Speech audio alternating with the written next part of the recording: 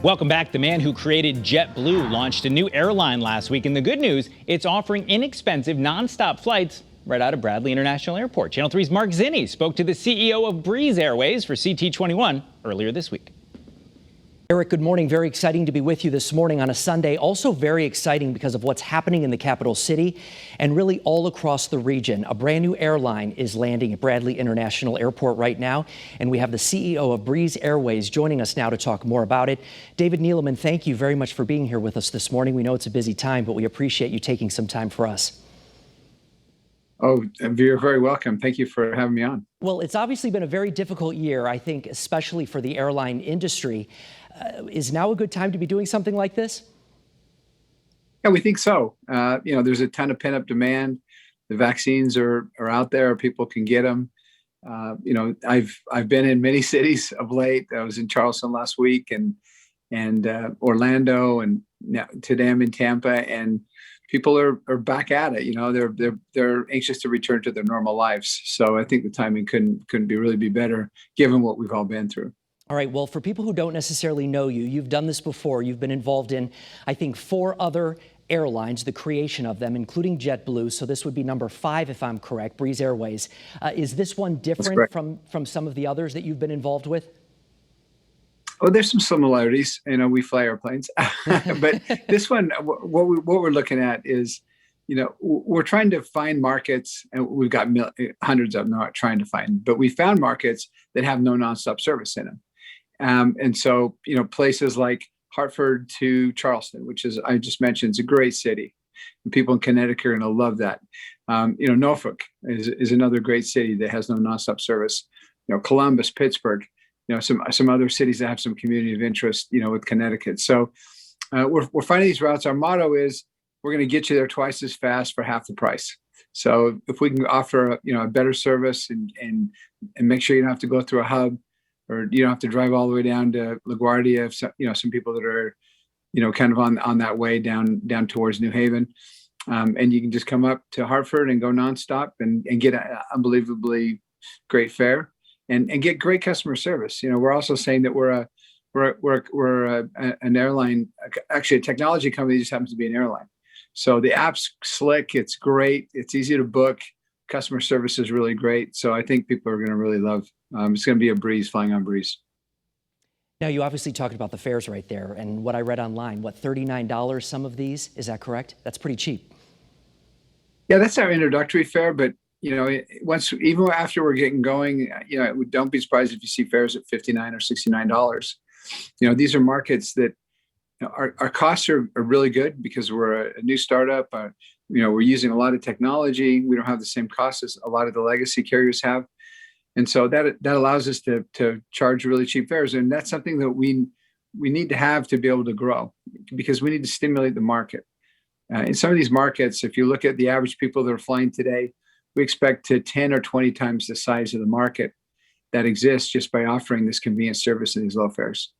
It's interesting you talk about these legacy carriers like American, United, Delta, things like that. Obviously, they have kind of a strong hold at Bradley International Airport in Hartford. Obviously, here you come with a whole new airline.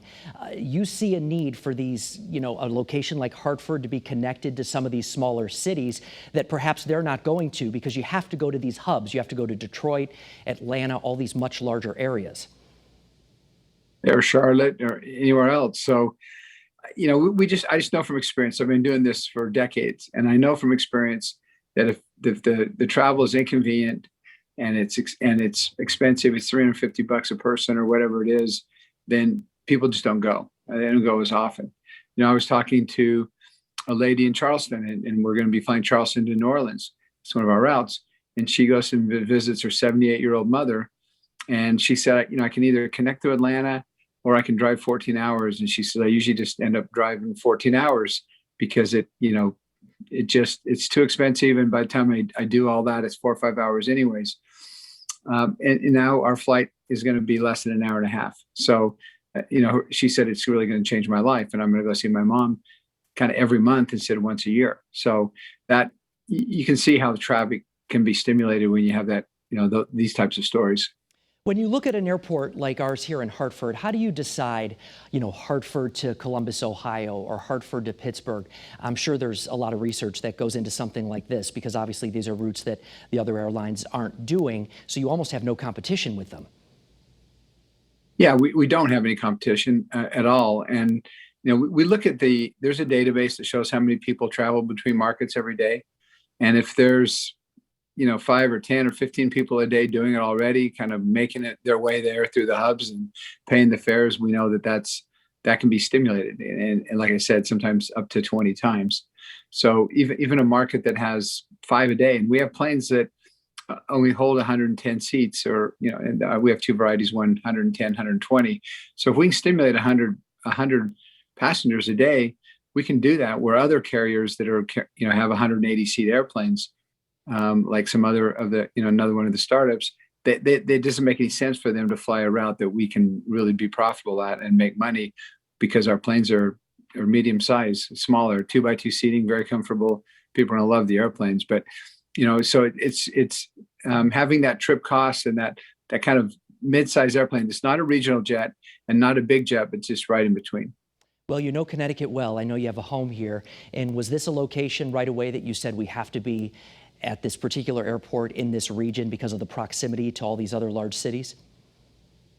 Yeah, I moved to Connecticut in '99 before I started JetBlue, raised my whole family there, still own a home there. And so I'm very familiar with Connecticut. So it was certainly one of the first, flown out of Hartford many times.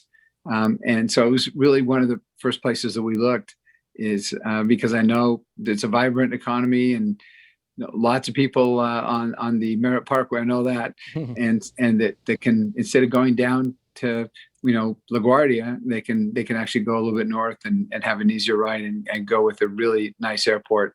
They've done a really nice job with that airport, and it's very convenient. David Neeleman, thank you so much for joining us, the CEO of Breeze Airways. Of course, we wish you the best with everything here in Connecticut and all across the country. An exciting time for sure, and I think you're right.